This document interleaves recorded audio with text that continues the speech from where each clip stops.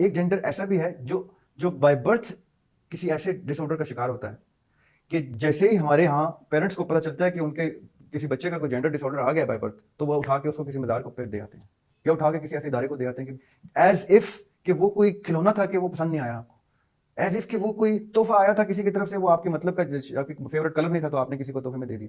آپ اس کو ڈس آن کر دیتے ہیں، اپنے بلڈ کو ڈس آن کر دیتے ہیں. پریکٹیکلی ہم پوری عمریں گزار کے مر رہے ہیں، مرتے جا رہے ہیں جنریشنز اینڈ جنریشنز، اور ہم اس ٹاپک کو اس اسٹگما کی وجہ سے ٹچ ہی نہیں کر رہے کہ یار خواجہ سرا ایک ٹرم ایگزسٹ کرتی ہے پاکستان میں اور ایک بہت کثیر پاپولیشن ہے ان کی.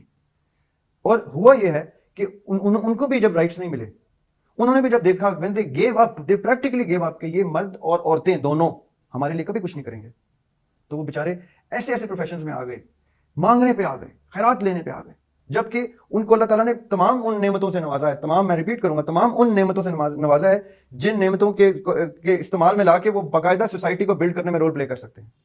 وہ باقاعدہ وہ نوکریاں اور وہ کام کاروبار کر سکتے ہیں جہاں پہ مرد اور عورت پائے جاتے ہیں، لیکن ہم ان کو ایسے نظر انداز کرتے ہیں جیسے ہمارا حق ہے ان کو نظر انداز کرنا، جیسے ہماری ڈیوٹی ہے، ہمیں حکم آیا کہ ان کے اوپر سے گزر جاؤ، کیونکہ ہر دوسرے تیسرے دن ان کے ساتھ ہوتی ہوئی زیادتی منظر عام پہ آتی ہے اور ان کو جسٹس نہیں ملتا.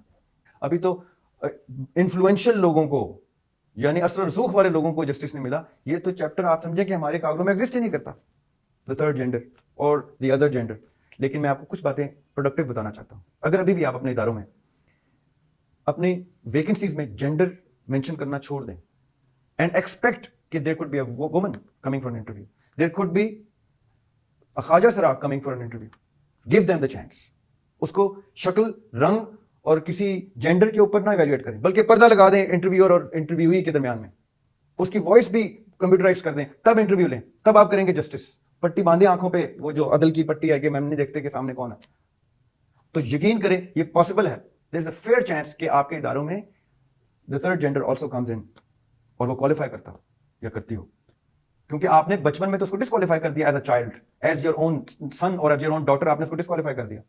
لیکن اس نے، اللہ تعالیٰ نے اس کو زندگی دی اور اس نے کوالیفائی کیا ایز اے ہیومن بینگ. وہ پایا جاتا ہے سڑکوں پہ، وہ دیکھا جاتا ہے، وہ کبھی آپ کو ٹریفک لائٹ پہ آپ سے پیسے مانگ رہا ہوگا، کبھی اس کو کوئی فورسفلی الٹے سیدھے پروفیشنز میں ڈال رہا ہوگا، کیونکہ وہ ایگزسٹ کرتا ہے. اس کی ایگزسٹنس آپ ڈینائی نہیں کر سکتے. وہ جن بھوت نہیں آپ کے نظر نہیں آتا مجھے. لیکن آپ کر کیا رہے ہیں اس کے لیے؟ آپ اپنے اداروں میں، اگر آپ کے یتیم خانے ہیں، اگر آپ کے کچھ ایسے چیریٹی بیسڈ آرگنائزیشنز ہیں جہاں اسکولز ہیں، ان کو زبردستی لے کے آئیں، ان کو پڑھانا شروع کریں.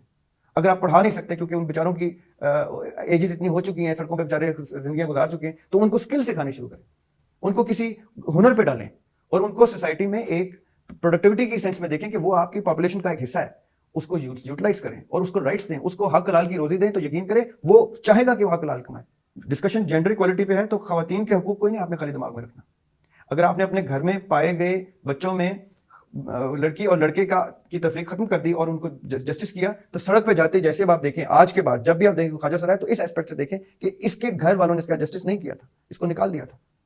آپ کیا کر سکتے ہیں اس کے لیے؟ ضروری نہیں ہے کہ آپ کو 100-500 روپے اس کو پکڑا دیں، اس سے اس کا کچھ بھی نہیں بنے گا. آپ انفلوئنشل لوگ جو ویڈیو دیکھیں گے، جو کچھ کر سکتے ہیں، جو اسٹیٹ کے لوگ ہیں، وہ کوئی ادارہ بلڈ کریں یا کسی ادارے میں ان کو انڈکٹ کرنا شروع کریں اور ان کو اسکلز کے اوپر لے کے آئیں اور ان کو تعلیم کے اوپر لے کے آئیں. گریجولی، سلولی، ابھی فوراً چینج نہیں آئے گا. گریجولی وہ اسکل سیکھنا شروع کریں گے، کرتے ایک وقت آئے گا کہ وہ کیمرے کے آگے اور کیمرے کے پیچھے بھی وہ پائے جائیں گے اپنی اسکل سیٹ کے ساتھ. ہم نے ان کو اسکلز دی نہیں، ورنہ وہ شاید میرے سے بہتر آپ کو یہ چیزیں ایڈریس کر کے دیں. اگر میں ابھی ان کے حقوق کے لیے ان میں سے کسی کو یہاں بٹھاؤں تو مجھ سے بہتر طریقے سے آپ کو بتائے گا کہ اس کے کون کون سے حقوق مسنگ آپ نہیں دیتے. لیکن ہم کیوں بٹھائیں گے ان کو کیمرے کے آگے؟ ہم تو ان کو اپنے ساتھ بٹھانے کے قابل ہی نہیں سمجھتے.